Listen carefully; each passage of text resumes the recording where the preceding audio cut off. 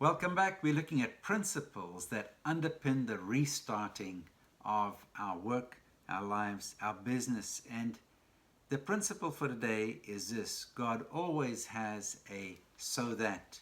He always has a so that. He never acts randomly. Man is opportunistic in a crisis. God is deliberate.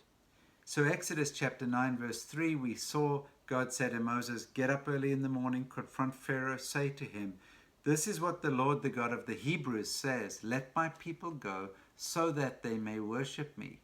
Or this time I will send the full force of my plagues against you and your officials and your people, so you may know that there is no one like me on all the earth.'" So that you may know. God always has a so that. Lots of people will be trying to get glory out of this crisis.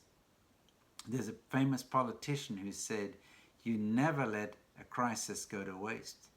There are economists, there are healthcare specialists, there are politicians and business people who are trying to be opportunistic with this crisis. But God has a so that for this crisis. While others are trying to consolidate power and control people and bring in a culture of fear and control, while governments are trying to stretch beyond their mandate, when businesses are using the crisis as an excuse to not pay people or not do what they're supposed to do, God has a purpose.